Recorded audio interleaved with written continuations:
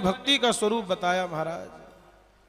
धर्म ते बिरति जोग ते ज्ञाना, ज्ञान मोक्ष प्रद वेद बखाना, जाते वेग द्रवहु में भाई, सो मम भगति भगत सुखदाई, तात भगति अनुपम सुख मूला, मिलई जे संत होई अनुकूला, काम क्रोध मद दंभ न जाके, तात निरंतर बस में ताके। भगवान भक्ति का स्वरूप बताते हैं कि जिसका हृदय निर्मल है, जिसका हृदय सरल है, महाराज भगवान उसी को मिलते हैं। ध्यान दे के सुन लेना, हम जैसे तुम जैसे चालाकों को नहीं मिलेंगे। फिर आज लिख के दे रहा हूं, समझ लेना। भगवान तो किसी सरल को ही मिलते हैं महाराज, किसी भोले भगत को ही मिलते हैं। निर्मल मन जन सो मोहि पावा, मोहि कपट छल छिद्र ना भावा। मुझे एक छल कपट अच्छा नहीं लगता। भगवान ने कहा निश्चल भाव से जैसे हो वैसे मेरे समक्ष आओ। महाराज एक छोटी सी कथा मैं आपको सुनाऊं, मुझे अचानक देखो ये याद आई, बड़ी सुंदर कथा है। एक घर में एक व्यक्ति रहता था महाराज, और बड़े ध्यान देके आप लोग सुनना। वो महाराज की को नहीं करे, कुछ भी नहीं करता था घर में, कोई काम नहीं करे, काम का ना काज का, और दुश्मन किसका? दुश्मन अनाज का। वो इतना अच्छा, एक काम उसको बड़ा अच्छा आता था, वो खाता बहुत था। खाए महाराज, दिन में 6 बार खावे, 6 बार जी में, और खाता जाए। एक व्यक्ति बड़ा खाता था, और क्या बोलता था, अरे भैया खाने खाने पे लिखा है, दाने दाने पे लिखा है। ये कहावत है ना, दाने दाने पे लिखा है खाने वाले का नाम। लेकिन जब वो खाता था तो लोग कहते थे दाने दाने पे नहीं कहो, बोरी बोरी पे लिखा है खाने वाले का नाम। बोले तुम इतना खाते हो, अब भी कहते हो दाने दाने पे लिखा है। दाने दाने नहीं, बोरी बोरी पे लिखा है खाने वाले का नाम। ओ महाराज घर में की को नहीं करे महाराज, वेले बैठो बैठो जी में। घर वाले परेशान हो गए, और उसका शरीर इतना स्थूल काय हो गया, भारी शरीर। दिन में 6 बार वो खाता था। घर वाले परेशान हो गए। एक दिन घर में कुछ खटमट हो गई। अच्छा, हमारे यहाँ एक कहावत कहते हैं संत लोग, बोले घर में हुई खटपट तो चलो बाबा के मठ पर। घर में खटपट हो जाए तो बोले बाबा जी क्या चल रहे हैं, चलो। घर में हुई खटपट, चलो बाबा के मठ पर। तो इसने क्या किया, घर में घर वालों ने घर से बाहर निकाल दिया इसको। बोलो तू किसी काम का नहीं है कि बैठे बैठे खाता है, मारो माचो तोड़े तू है। चौकी वोकी सब तोड़ दी थे, बैठ बैठ के निकल यहां से। अब अपना कमाओ अपना खाओ, हमसे कोई मतलब नहीं है। अब घर वालों ने घर से बाहर निकाल दिया। तो महाराज एक बाबा जी के यहाँ चला गया, महात्मा जी के यहाँ आश्रम पर गया, मठ पर गया। तो बोले महाराज मुझे रहने की जगह दे दो। तो बाबा जी ने कहा रहने की जगह तो मिल जाएगी, लेकिन आश्रम पे रहोगे तो कुछ काम करना पड़ेगा, तब रहने दिया जाएगा। तो बोले क्या काम करना होगा?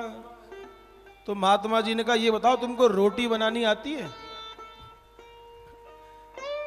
तो उसने कहा महाराज सही बताऊं, बनानी तो नहीं, खानी तो आती है, बनानी तो को नहीं आवे। अच्छा सब्जी? बोले सब्जी महाराज बनानी नहीं आती, खानी आती है। तो बाबा जी ने कहा ये क्या बात हुई? अच्छा एक काम करो, आश्रम इतना बड़ा आश्रम है, मठ है, तो झाड़ू पोंछा कर सकते हो? बोले महाराज मेरा शरीर बड़ा भारी है, मुझसे झुका नहीं जाएगा, और बिना झुके पोछा कैसे लगेगा, झाड़ू कैसे लगेगी? तो महाराज मेरे संग तो बड़ी दिक्कत है। तो बाबा जी ने कहा फिर तुम क्या काम करोगे, तुम पढ़े लिखे भी नहीं हो। तो आश्रम पर 4-5 गौ माता रहती थी, महात्मा जी पालते थे। तो महात्मा जी ने कहा अच्छा एक काम करो, सवेरे सवेरे गौ माता को जंगल में ले जाया करो, और हरी हरी घास खिला करके और जंगल में चरा करके घुमा फिरा के ले आया करो, तुम्हें ये काम करना है। बोले हाँ हाँ ये कर लूंगा, ये ठीक है। अब दोनों में बात हो गई। बोले ये काम मैं करूंगा, गैया चरा करके लाऊंगा।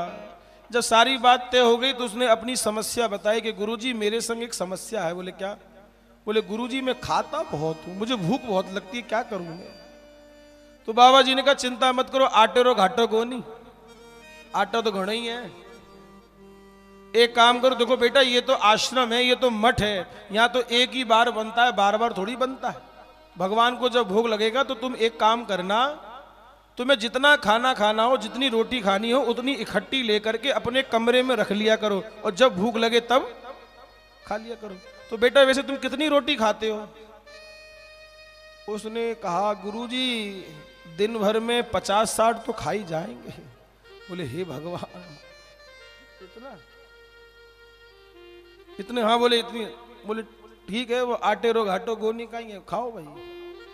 अब महाराज उसका जीवन तो इतना बढ़िया कट रहा है, वेले वेले बैठने जी में महाराज सुबह 2-4 घंटे गैया घुमा के ले आता था चरा करके, फिर दिन भर आराम करता, जब भूख लगती तब खाता। लेकिन एक दिन क्या हुआ महाराज, वो गैया चरा करके जब आया तो उसने क्या देखा कि रसोई घर में तो ताला पड़ा है, रसोई घर में ताला पड़ा है।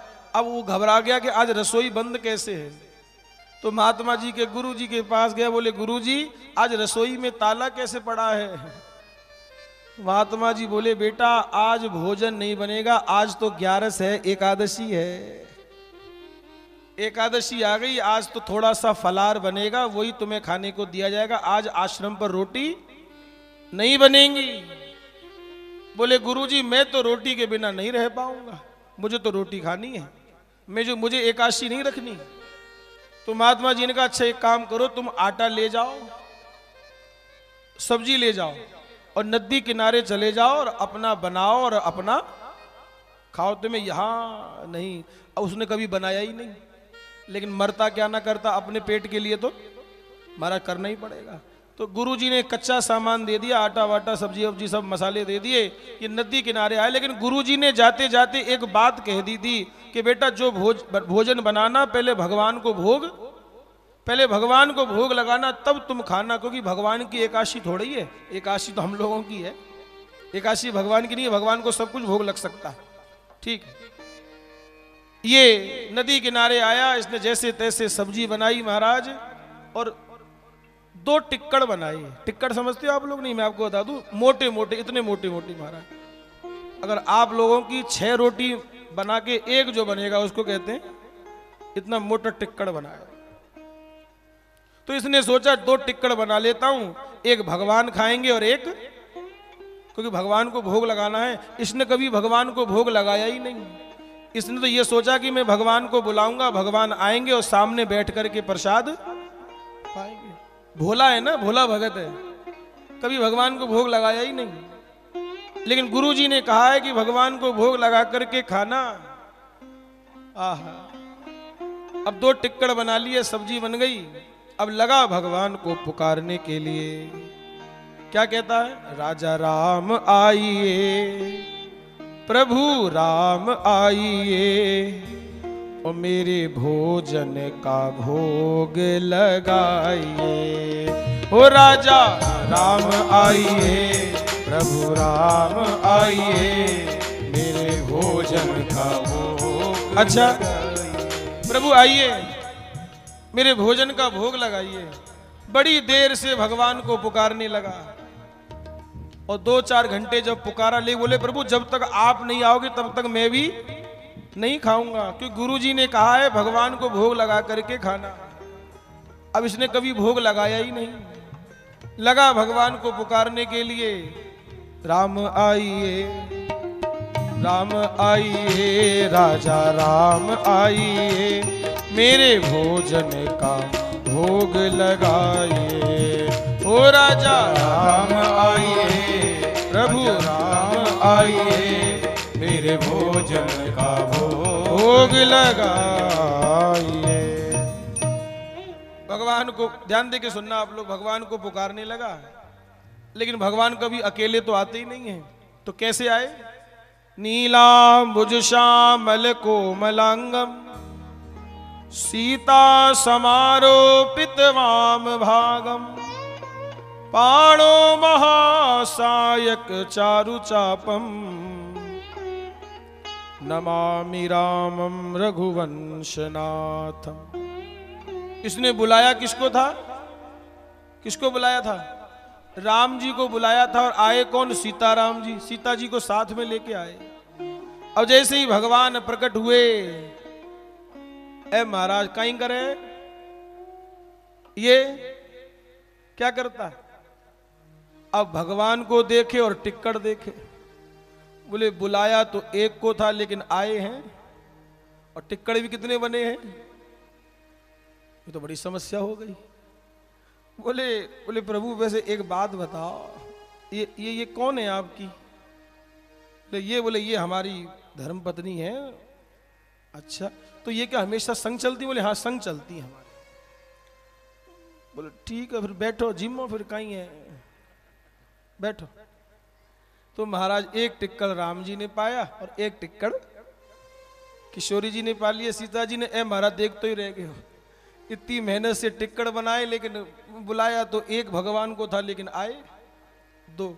अब इसने कहा प्रभु एक बात कहूं? बोले हाँ।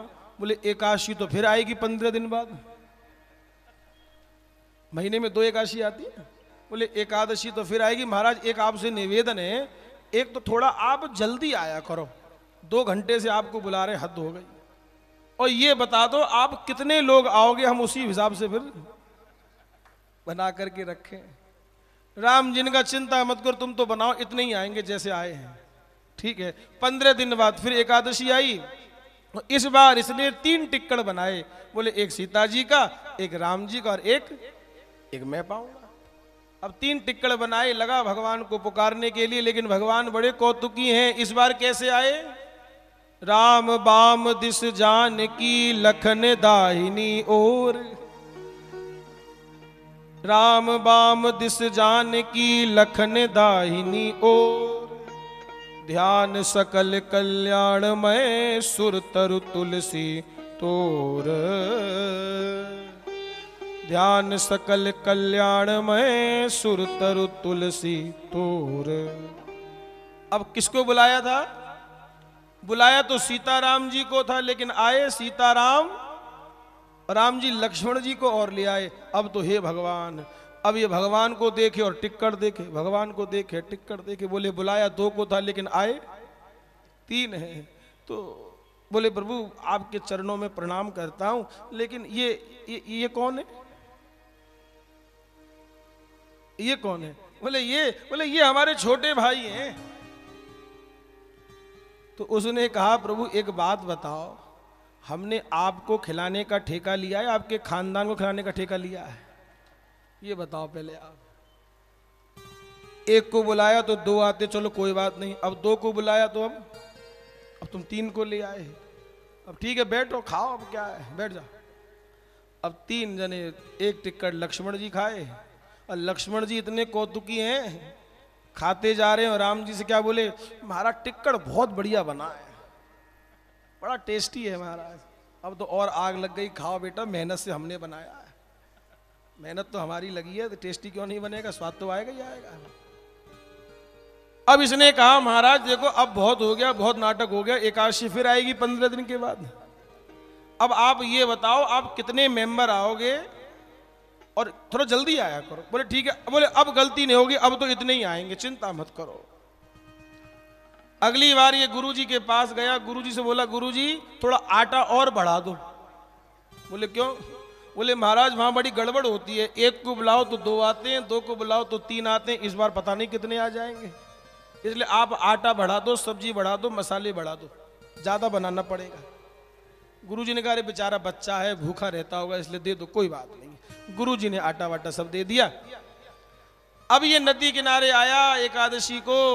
अब ये भी बड़ा चालाक है महाराज, इस बार इसने भोजन बनाया नहीं, कच्चा सामान वैसे ही रखा है, कुछ भी हाथ तक नहीं लगाया, और भोजन बनाया नहीं, और भगवान को पुकारने लगा आ जाओ ठाकुर जी, राम जी भोजन तैयार है। और जैसे ही राम जी, इस बार तो राम जी ने कमाल कर दिया, पूरा राम दरबार प्रकट हो गया महाराज। भरत लक्ष्मण भरत शत्रुघ्न और हनुमान जी को क्यों भूल जाते हो भैया, हनुमान जी भी साथ में लेके आए भगवान। इस बार जब पूरा राम दरबार प्रकट हो गया तो इसने कहा वाह प्रभु वाह, मुझे पता था यही होगा। प्रभु आपने तो कमाल ही कर दिया, अभी तक तो मनुष्यों को लाते थे, अब बंदरों को भी लाना चालू कर दिया। ये बंदर क्यों साथ में लाए, वानर भी संग लाए।